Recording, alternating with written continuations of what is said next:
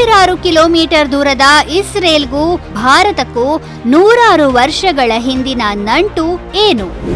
ಇಸ್ರೇಲ್ನ Haifa ನಗರದ ಸ್ವಾತಂತ್ರ್ಯಕ್ಕೆ ಭಾರತೀಯ ಸೈನ್ಯದ ಕೊಡುಗೆ ಏನು? ಶತ್ರುಗಳ ಗುಂಡಿನ ದಾಳಿಯ ನಡುವೆಯೂ ಭಾರತೀಯ ಅಶ್ವ ಸೈನ್ಯವು ಕಡಿದಾದ ಪರ್ವತದ ಹಾದಿಯಲ್ಲಿ ಹೇಗೆ ಹೋರಾಡಿತು? ಭಾರತೀಯ ಸೈನಿಕರ ಕೊಡುಗೆಯನ್ನು ಇಸ್ರೇಲ್ ಹೇಗೆ ಸ್ಮರಿಸುತ್ತದೆ ಗೊತ್ತಾ?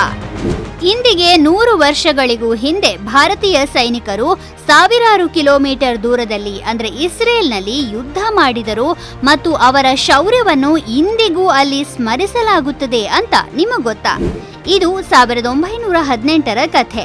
ಮೊದಲನೆಯ ಮಹಾಯುದ್ಧದ ಸಮಯದಲ್ಲಿ ಭಾರತೀಯರು ಹೈಫಾ ನಗರವನ್ನು ಹೇಗೆ ಸ್ವತಂತ್ರಗೊಳಿಸಿದರು ಎಂಬ ಕಥೆ.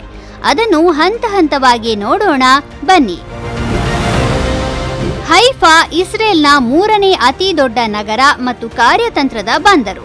ಆದರೆ ಇಸ್ರೇಲ್ ದೇಶವು 1516ರಿಂದ ಒಟ್ಟೋಮನ್ ತುರ್ಕರ ಆಳ್ವಿಕೆಯಲ್ಲಿತ್ತು. ಆ ದೇಶದ 3ನೇ ದೊಡ್ಡ ನಗರವಾಗಿದ್ದ ಹೈಫಾವು ಬಂದರನ್ನು ಹೊಂದಿ ಆಹಾರ, ಮಾನವ ಸಂಪನ್ಮೂಲ ಮತ್ತು ಆಯುಧಗಳ ಸಾಗಾಟಕ್ಕೆ ಬಹಳ ಪ್ರಶಸ್ತವಾದ ಒಂದು ಜಾಗ ಅಂತ ಎನಿಸಿಕೊಂಡಿತ್ತು. ಅದಕ್ಕಾಗಿಯೇ ಬ್ರಿಟಿಷರು ಅದನ್ನು ತಾವು ವಶಪಡಿಸಿಕೊಳ್ಳಲು ಹವಣಿಸ್ತಾ ಇದ್ರು. ಆ ಪ್ರಯತ್ನದಲ್ಲೇ ತುರ್ಕರ ಕೈಯಲ್ಲಿ ಒದೆಯನ್ನು ತಿಂದಿದ್ದರು. ಈ ಘಟನೆಯ ಮರುದಿನ ಮಧ್ಯರಾತ್ರಿಯೇ ಹೈಫಾದ ಬಿಡುಗಡೆಯ ಸುಮುಹೂರ್ತ ಕೂಡಿ ಬಂತು. ಭಾರತದ ಹಲವು ರಾಜರು ತಮ್ಮ ಸೇನೆಯನ್ನು ಬ್ರಿಟಿಷರ ಪರವಾಗಿ ಯುದ್ಧ ಮಾಡಲು ಆ ದಿನಗಳಲ್ಲಿ ಕಳುಹಿಸುತ್ತಾ ಇದ್ದದ್ದು ಸಾಮಾನ್ಯ. ಯಾಕೆಂದರೆ ಭಾರತವು ಆಂಗ್ಲರ ವಸಾಹತಿನ ಒಂದು ದೇಶವಾಗಿತ್ತು. ಹೈಫಾದ ವಿಮೋಚನೆಗಾಗಿ 3 ಭಾರತೀಯ ಆಡಳಿತಗಾರರು ಕೊಡುಗೆ ನೀಡಿದ್ದರು. ಅವರೆಂದರೆ ಮೈಸೂರಿನ ನಾಲ್ವಡಿ ಕೃಷ್ಣರಾಜ ಒಡೆಯರ್, ಜೋಧಪುರದ ರಾಜ ಮತ್ತು ಹೈದರಾಬಾದ್ನ ನಿಜಾಮ. ಅದರ ಜೊತೆಗೆ ಮೈಸೂರು ರಾಜ್ಯವು ಭಾರತೀಯ ಯುದ್ಧ ನಿಧಿಗೆ 50 ಲಕ್ಷ ರೂಪಾಯಿಗಳನ್ನು ಕೂಡ ನೀಡಿತ್ತು. ಅಶ್ವದಳಪತಿ ಮೇಜರ್ ದಳಪತ್ ಸಿಂಗ್ ಶೇಖಾವತ್ರ ಮುಂದಾಳತ್ವದಲ್ಲಿ ಜೋಧಪುರ ಮತ್ತು ಮೈಸೂರು ಮಹಾರಾಜರ ಸೇನೆಯು ಅಶ್ವಾರೋಹಿಯಾಗಿ ಕೈಯಲ್ಲಿ ಈಟಿ ಮತ್ತು ಖಡ್ಗವನ್ನು ಹಿಡಿದು 1918ರ ಸೆಪ್ಟೆಂಬರ್ 23ರಂದು ನಸುಕಿನಲ್ಲಿ ಹೈಫಾದ ಕಡೆಗೆ ಮುಂದಡಿಯಿಟ್ಟಿತು. ಅವರ ದಾರಿಯು ಮೌಂಟ್ ಕಾರ್ಮೆಲ್ ಪರ್ವತ ಶ್ರೇಣಿಗೆ ಆತುಕೊಂಡು ನದಿ, ಝರಿ, ತೊರೆಯಿಂದ ತೇವಗೊಂಡು ಜೌಗು ನೆಲವಾಗಿದ್ದ ಕಡಿದಾದ ಹಾದಿಯಾಗಿತ್ತು. ಅಶ್ವದಳದವರು ಇಷ್ಟು ಕಡಿದಾದ ಮಾರ್ಗದಲ್ಲಿ ಯುದ್ಧ ಮಾಡುವುದು ಅಸಾಧ್ಯವಾಗಿತ್ತು. 15ನೇ ಅಶ್ವದಳ ತುಕಡಿಯು ಬೆಳಗ್ಗೆ 10:15ಕ್ಕೆ ಹೈಫಾ ನಗರವನ್ನು ತಲುಪಿದಾಗ ಮೌಂಟ್ ಕಾರ್ಮೆಲ್ ಮೇಲೆ ಸನ್ನದ್ಧವಾಗಿದ್ದ ತುರ್ಕಿ ಸೇನೆಯು 77mm ಬಂದೂಕುಗಳಿಂದ ಗುಂಡಿನ ಸುರಿಮಳೆಗರೆಯಿತು. ಜರ್ಮನಿ ಮತ್ತು ಆಸ್ಟ್ರಿಯಾದ ಸಹಕಾರದೊಂದಿಗೆ ತುರ್ಕಿ ಸೇನೆಯು ಮೌಂಟ್ ಕಾರ್ಮೆಲ್ ಮೇಲೆ ಆಧುನಿಕ ತೋಪುಗಳೊಂದಿಗೆ ತಯಾರಾಗಿ ನಿಂತಿತ್ತು.